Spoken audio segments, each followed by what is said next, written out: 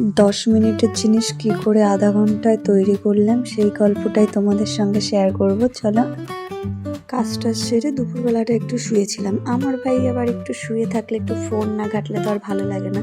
তো যেমন ফোন ঘাটছিলাম, হঠাৎ মাথার মধ্যে আসলো যে ঘরে তো কিছু বাদাম ছিল, সেই বাদামগুলো দিয়ে কিছু করব।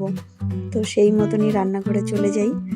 আজ প্রায় অনেক দিন ধরেই বাদামগুলো ঘরের ছিল, তো সেরকমভাবে বানানো হয়নি কিছু। তো আজকে ভাবলাম তাহলে বাদামও আছে, গুড় আছে, তাহলে কিছু একটা বানাই, দেখি কি হয়। সেই মতন বাদামগুলো কড়াইতে দিয়ে একটু ভেজে নিলাম।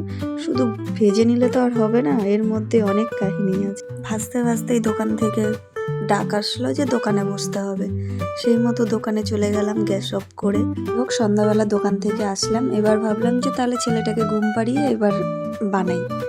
যেমন কাজ, রান্নাঘরে গিয়ে এবার ঘির কৌটো আর খুঁজে পাচ্ছি না। অন্য একটু ঘির প্রয়োজন ছিল আমার, এবার ঘির কৌটো আর খুঁজে পাচ্ছি না। তন্ন তন্ন করে সারা ঘর ঘির কৌটো খুঁজলাম, ঘির কৌটো আর পেলাম না।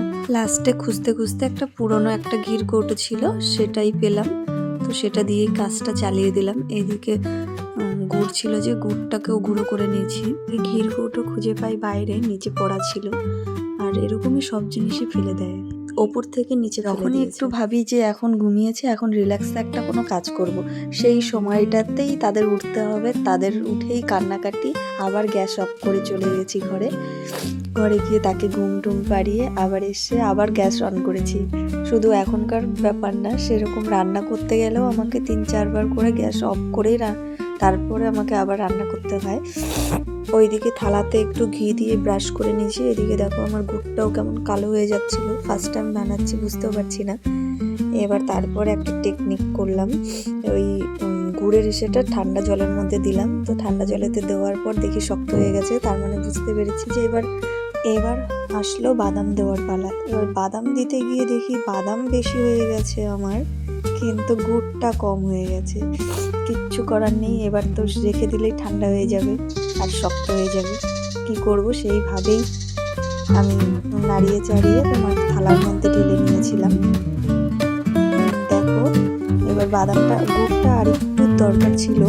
তারপরে লাস্টে কি করছি সেই কাজটা দেখো। আমার এই যে থালার মধ্যে ঢেলেছি, এবার থালার মধ্যে ঢালতে গিয়েও তো শান্তি নেই। এদিকে আবার ছেলে উঠে গেছে, কোনো রকম করে থালার মধ্যে ঢেলে রেখে করতে গিয়েও শান্তি নেই। আবার ছেলে উঠে গেছে, শুয়ে শুয়ে এখন এডিট করছি। এটাকে আমরা তো ছোটবেলায় গুড় টানা বলতাম, বাদাম টানা। তো তোমরা কি বলো আমাকে কমেন্টে জানিও। তো আর কেমন হয়েছে একটু কমেন্টে জানিও। খেতে খুব সুন্দর হয়েছে, নিজে বানিয়েছি বলে বলছি না, সত্যি খুব সুন্দর হয়েছে খেতে। শুধু আর একটু আমার ভুল হয়েছে, আমি থালার মধ্যে ঢেলেছি, উপরে কোনো প্লাস্টিক দিয়ে তার উপরে ঘি লাগিয়ে তারপরে ঢালার দরকার ছিল। তো যাই হোক, ওঠাতে একটু প্রবলেম হয়েছে।